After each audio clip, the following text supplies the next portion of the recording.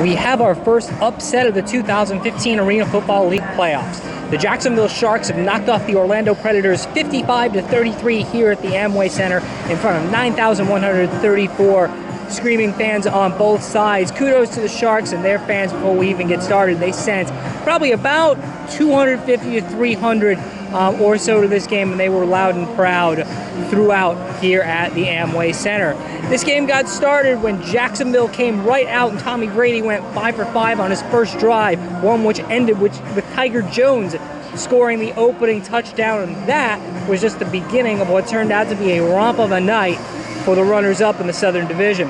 Jacksonville got a stop on 4th down and goal on the next drive when Terrence Smith knocked the ball loose from Larry Brackens in the end zone on 4th down. The Sharks at that point were up 7-0 with 6:01 to play in the first quarter. Tommy Grady hadn't had a single rushing touchdown the entire season, and in fact he hadn't had a rushing touchdown since last March. However, he got one here in this game from 1 yard out in the first quarter to put the Sharks up 14-0.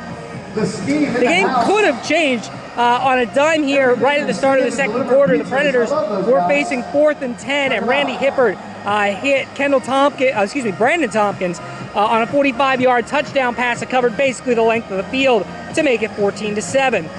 Grady, who opened up 11 for 11 on this night, completed a pass to London Crawford on the next drive, but he fumbled in the open field to give the Predators the ball back with a chance to get back in the game. However, 2 plays later, Michael Simons, who was strung out on a carry, fumbled on an outside handoff to give Jacksonville the ball back. The Predators never had another opportunity to tie this game again.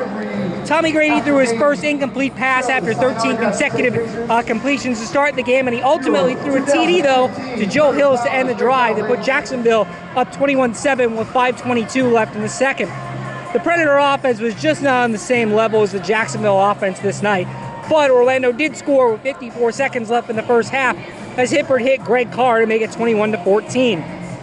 Orlando tried an onside kick on the ensuing kickoff, but without Mark Lewis, Garrett Lindholm just wasn't quite the same for Orlando. Jacksonville picked it up and scored 3 plays later to make it 28-14 with 30 seconds left in the half. That's when disaster struck for Orlando and this game was essentially over with. Hippert was picked off by Alvin Ray Jackson, and what, at least for my money, I voted it as the catch of the game. Jackson was kind of falling over his back shoulder and picked it off.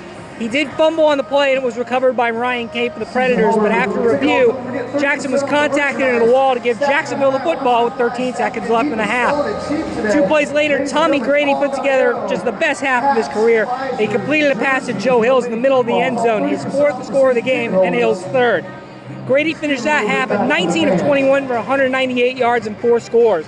London Crawford had 109 yards already, and we were only at the intermission. Orlando allowed 204 yards of offense in one of its worst defensive halves of the year. Predators began the second half in good form with a 10-play drive. It did take half the quarter to score. They converted once on 3rd down and once on 4th down on the drive to make it 35-20 halfway through the 3rd. Grady went, after going 21 of his first 23, threw incompletions on consecutive passes in the first drive of the second half. That gave Orlando more life as they turned over the Sharks on downs. They did capitalize 2 plays later as Hippert found Kendall Tompkins for a touchdown to cut the deficit to 35-27. This is where things could have gotten a little hairy for the Sharks. To Grady's credit, though, in spite of the fact that he had to face a couple 3rd downs on the next drive, he did hit Joe Hills on a fade. Hills' 4th touchdown of the night to make it 42-27 late in the 3rd. That effectively was the end of it for Orlando. On the next drive, Hippert threw a deep pass, bounced off the top of the boards, and was ultimately intercepted by Greg Reed.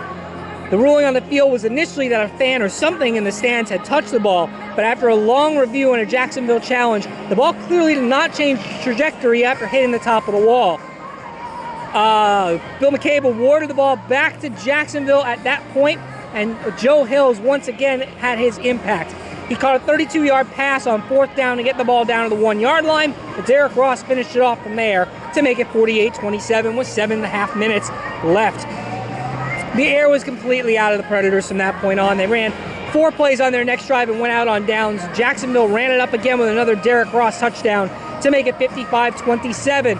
Orlando did score once more on the final play of the game to make the end result look a little better, but the pill was still a bitter one to swallow at 55-33.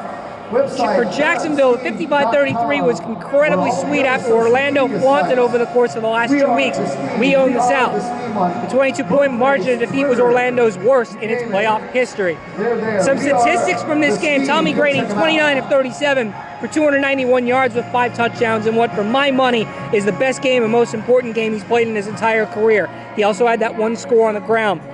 Derek Ross, 9 carries, 19 yards, and 2 touchdowns for Jacksonville. London Crawford, in spite of the fumble, had a big game. 13 catches, 135 yards. Tiger Jones,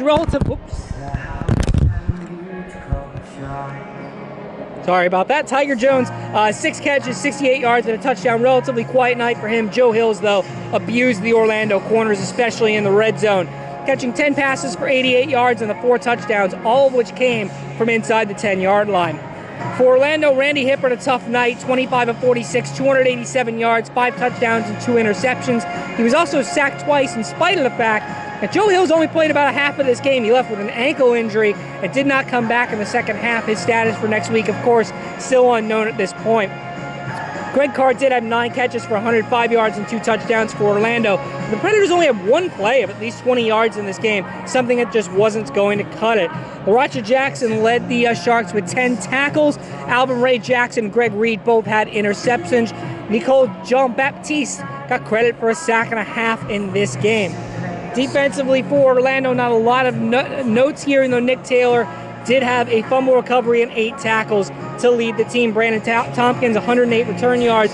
I'm assuming he was named playmaker of the game here in Orlando. The Predators now wrap up their season at 12-7 overall, and they're going to have to really think long and hard about this one, as they were really beaten badly by their rivals. The Sharks will move on to next week, where they'll take on the Philadelphia Soul at the Wells Fargo Center.